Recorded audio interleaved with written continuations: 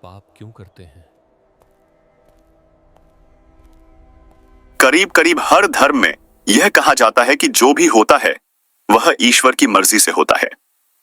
दुनिया में एक पत्ता भी उसकी मर्जी के बिना नहीं हिल सकता। ऐसे में यह सवाल अक्सर हम सबके मन में आता है कि क्या हम जो भी करते हैं, अच्छा या बुरा, सब भगवान की मर्जी से होता है? अगर हाँ, तो फिर लोग पाप क्यों करते हैं? क्या भगवान उनसे जबरदस्ती पाप करवाते हैं? और अगर हम उनकी मर्जी से ही पाप कर रहे हैं तो हमें सजा क्यों मिलती है? यह सवाल निराधार नहीं है। एक सामान्य इंसान के दिमाग में यह आना बहुत स्वाभाविक है, लेकिन इसका जवाब एक गहरे रहस्य के पीछे छिपा है, जिसे आज हम कहानियों और शास्त्रों के हिसाब से समझेंगे। इसका जवाब जानने से पहले हमें ईश्वर को समझना होगा। हम ईश्वर को साकार और निराकार के रूप में पूजते हैं। साकार यानी जो किसी अवतार या रूप में हमारे साथ हैं, और निराकार जो किसी खास रूप में नहीं बंधे हैं। वास्तविकता तो यही है कि हम भगवान को किसी भी रूप में मान सकते हैं, क्योंकि यह हमारी अपनी आस्था पर निर्भर करता है। लेकिन यह सवाल कि भगवान की मर्जी के बिना कुछ नहीं होता, तो फिर गलत कर्म हमसे ईश्वर क्यों कराते हैं? यह सवाल आसान लगता है, लेकिन इसके अंदर छिपा दर्शन बहुत गहरा है। चलिए पहले इसे एक कहानी के माध्यम से समझते हैं। यह कहानी शुरू होती है एक गांव से, जहां एक पथिक यात्रा पर निकला था। धूप बहुत तेज थी और रास्ते में एक पुराना बरगद का पेड़ था।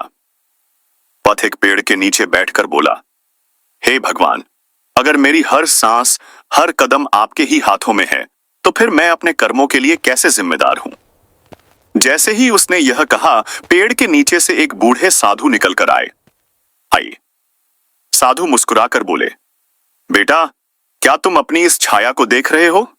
पथिक बोला, हाँ महाराज, यह तो मेरी छाया है जो हमेशा मेरे साथ चलती है। साधु बोले, छाया तुम्हारे चलने से ही चलती है। अगर तुम दाईं ओर जाने का निर्णय करोगे, छाया भी दाईं ओर जाएगी। अगर तुम बाईं ओर जाओगे, वह बाईं ओर जाएगी। लेकिन क्या छाया तुम्हें मजबूर कर सकती है कि तुम किस दिशा में जाओ? पथिक बोला, नहीं महाराज, निर्णय तो मेरा है। जवाब में साधु बोले, बस ऐसे ही भगवान तुम्हें जीवन देते हैं, परिस्थितियां देते हैं, अवसर देते हैं, परंतु निर्णय तुम्हारा होता है। यह कहानी सामान्य लग सकती है, लेकिन इसका संदेश बेहद विशाल है। इसका अर्थ है कि भगवान की मर्जी से दुनिया भर की वो सारी चीजें हो रही हैं जो हमारे नियंत्रण से बाहर हैं, जैसे सूर्य का उगना, धरती का घूमना और समुद्र का मचलना। पूरी सृष्टि को चलायमान रखने के लिए ईश्वर ने इन सब चीजों का कंट्रोल अपने हाथ में ले रखा है। लेकिन हम कैसा कर्म करेंगे, इसका फैसला हम खुद ले सकें, इसके लिए उन्होंने हमें इच्छा शक्ति दी है, जिसे हम फ्री विल के तौर पर जानते हैं। बहुत से लोग भगवान की इच्छा का गलत अर्थ समझ लेते हैं। भगवान की इच्छा का मतलब जबरदस्ती नहीं होता, बल्कि इसका मतलब होता है प्रकृति के नियम, कर्मों का फल और जीवन के अवसर। भगवान ढांचा देते हैं, लेकिन उसमें चलना हमारा काम है। यह बिल्कुल वैसे ही है जैसे एक टीचर परीक्षा का पेपर देता है, लेकिन उत्तर लिखना छात्र का काम है। गीता में श्री कृष्ण ने साफ कहा है, कर्म करने का अधिकार तुम्हारे पास है, लेकिन परिणाम मेरे हाथ में है। इसका अर्थ है कि निर्णय मनुष्य का है कि वह क्या करना चाहता है, लेकिन फल उसे प्रकृति के नियम अनुसार ही मिलता है। अगर भगवान ही गलत कर्म करवाते, तो फिर वह पाप पुण्य की बात ही क्यों करते? फिर तो कोई अपराधी दोषी कहलाता ही नहीं। इसे एक और कथा के जरिए समझते हैं। एक गांव में एक चोर था।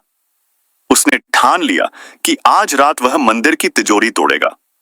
रात में वह मंदिर के पीछे जाकर छुप गया, लेकिन जैसे ही तिजोरी खोलने लगा, पीछे से पुजारी की आवाज आई और चोर भाग गया। उसने मन में सोचा, भगवान ने मुझे रोका, शायद वह नहीं चाहते कि मैं गलत काम करूं। अगली रात भी चोर गया, फिर कोई ना कोई संयोग हो गया और वह चोरी नहीं कर पाया।